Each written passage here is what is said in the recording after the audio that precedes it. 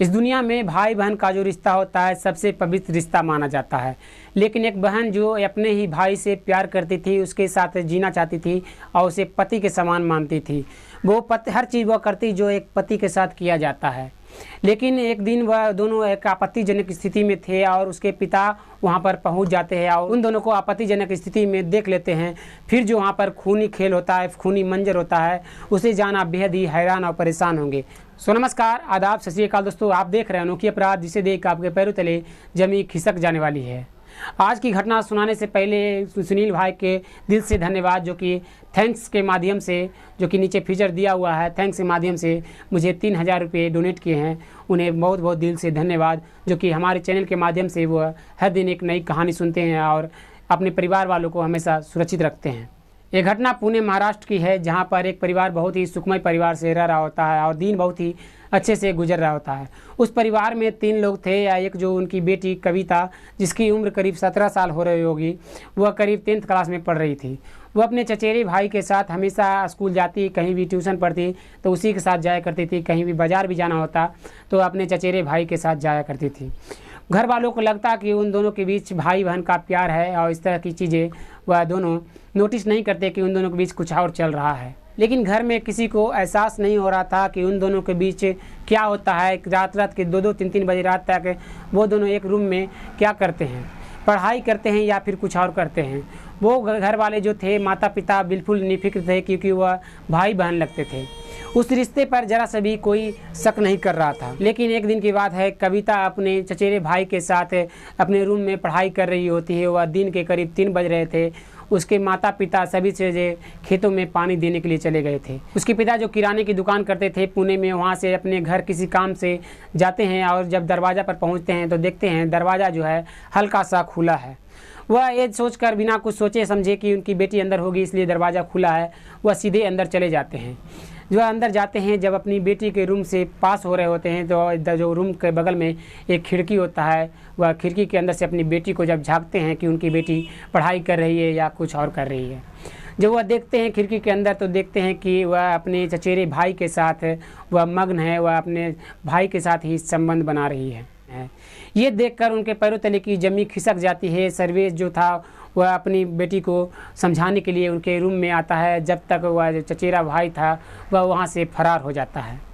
वह अपनी बेटी के पास जाता है और बहुत ही सरल स्वभाव से, बहुत ही शांति से अपनी बेटी को समझाने की कोशिश करता है कि बेटी ये गलत है, ये सब चीज़ें नहीं करो, जो ये तुम समाज हमें इजाज़त नहीं देती, तुम लोग भाई बहन हो, जो ये सब चीज़ें जब लोग जानेंगे तो हम लोग पर लोग थू थू करेंगे। इस तरह की बातें बेटी के सामने कहते हैं जो उसके पिता होते हैं सर्वेश।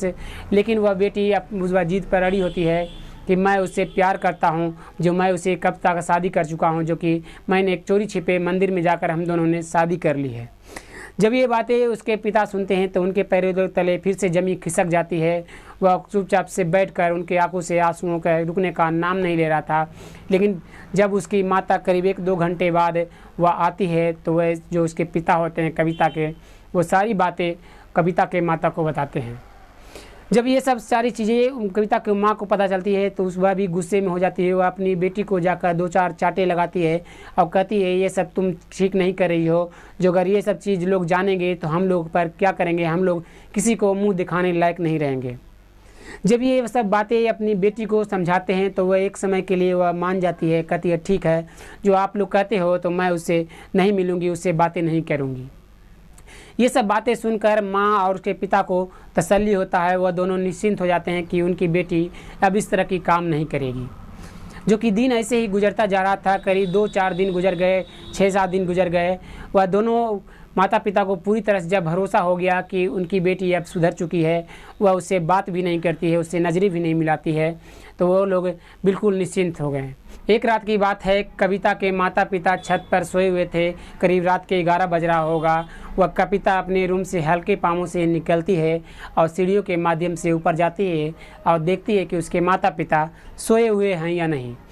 जब वह निश्चिंत हो जाती है कि उसके माता पिता सोए हुए हैं तो वह नीचे आती है और तुरंत अपने चचेरे भाई के पास कॉल लगाती है और उसे बुला लेती है और जाकर दरवाजे को खोल देती है। जो चचेरा भाई था वह अंदर चला आता है और सीधे कविता के रूम में जाता है। कविता के साथ वह बैठकर बातें करने लगता है। करीब 1-1.5 घंटे होते हैं वह दोनों बातें करते करते कुछ और करने लगते हैं। और जब इन सब चीज़ों की खुसफुसाहट ऊपर जो आवाज़ जाती है और कुछ खटपटाने की आवाज़ पहुंचती है तो उसके पिता की आंखें खुल जाती है। वह सोचते हैं कि घर में कोई चोर तो नहीं आ गया। वह सीधा आप सीढ़ियों के माध्यम से जल्दबाजी में नीचे उतरते हैं और जब वह अपनी बेटी के रूम के पास जाते हैं तो देखते हैं कि अंदर से कुछ आवाज़ें आ रही है। करीब आधे घंटे तक दरवाजे को खटखटाने पर वह दरवाज़ा अंदर से नहीं खोला जाता है तो उसकी माता जो छत पर सोई हुई थी वह भी उठकर चली आती है। और जब उनकी बेटी दरवाज़ा नहीं खुल रही होती है तो वह चिंता में पड़ जाती है। वह सोचने लगती है कि आखिर उनके बेटी के साथ क्या हुआ। वह दोनों कुछ देर तक दरवाज़ा खुलवाते रहते हैं, लेकिन जब दरवाज़ा नहीं खुलता है तो उनके पिता कहीं से कुछ लाते हैं। आप किसी तरह दरवाजे को जब खोलते हैं तो अंदर का नज़ारा देख उनके पैरों तले की जमी खिसक जाती है और जो माँ होती है वहीं पर बैठकर रोने लगती है।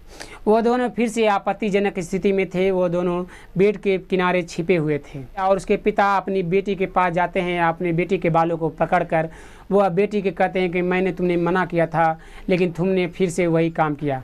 जब तक जो कविता का चचेरा भाई था वहाँ से धक्के देकर उसकी माँ को वह वहाँ मेन दरवाजे से बाहर चला जाता है और जो उसके पिता थे अपनी बेटी पर सारा गुस्सा उतार रहे थे। कविता के पिता का गुस्सा आसमान छू रहा होता है। वह जाते हैं बगल के किचन के रूम में और वहाँ से एक धारेदार चाकू लेकर आते हैं और अपनी बेटी के पास जाकर कहते हैं कि तुम्हारी जैसी बेटी रहे या न रहे कोई फर्क नहीं पड़ता है। इतना कहते हुए वह अपनी बेटी के ऊपर चला देते हैं जिससे कविता का सर अलग हो जाता है और धड़ अलग हो जाता है। वह दोनों बैठकर वहीं पर करीब अच्छे देर तक वह दोनों मिलकर रोते रहते हैं। वह पछताते रहते हैं कि वह बेटी जो कि इनकी इज्जतों से खेल रहा था, खिलवाड़ कर रही थी, वह अब दुनिया में नहीं रही। वह अभी पछता रहे थे क्योंकि वह एकलौती उनकी बेटी थी, फिर लेकिन वह गलत रास्ते पर चल गई थी। ऐसे ही करीब 6 बज जाते हैं। कविता के पिता सर्वेश कुमार अपनी बेटी के सर को अपने हाथों में टांगते हैं और रोड पर चलना शुरू कर देते हैं। वो जब तक सजब जो थे गांव वाले सभी बाहर निकले हुए थे वह सभी देखकर थरवासा जाते हैं कि उनकी बेटी के साथ क्या हुआ है, जो कि वह अपनी बेटी का सर हाथ में लिए हुए हैं।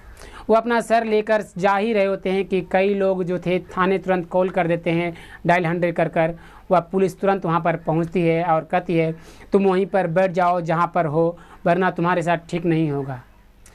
जब उसके पिता कविता के पिता ये सब देखते हैं तो वह वहीं पर बैठ जाते हैं और अपनी बेटी का सर जो था वहीं पर रोड पर रख देते हैं, जिससे पुलिस आती है और तुरंत उस सर को पन्नी में रख लेती है और उसे सारी बातों को पूछना शुरू करती है। पुलिस तुरंत उसे पकड़कर थाने ले जाती है और उस वहाँ पर बैठाकर हर चीज़ वो पूछती है जो कि वहाँ पर हुआ था। वह बताते हैं कि जब हम लोग छत पर सोए हुए थे, करीब रात के 11 बज रहा होगा या फिर उससे ज़्यादा हो रहा होगा, हम जब मेरी नींद खुली कि कुछ खटपटाहट की आवाज़ मैंने सुनी थी, इसलिए मेरी नींद खुल गई और जब मैं नीचे गया तो देखा कि मेरी बेटी के रूम से आवाज़ें आ रही है। मैंने सोचा कि कहीं मेरी बेटी के रूम में कोई चोर तो नहीं घुस गया, तो मैंने दरवाज़ा खुलाने की कोशिश की, लेकिन जब मेरी बेटी दरवाज़ा अंदर से नहीं खोल रही थी तो मुझे लगा कि वह जो था कोई बंदा है अंदर में घुसा हुआ, इस कारण से वह डर के दरवाज़ा नहीं खोल रही है। करीब हम लोगों ने 1 से 1.5 घंटे तक वह दरवाज़ा खोलने की कोशिश कराए, लेकिन वह दरवाज़ा नहीं खोल रही थी।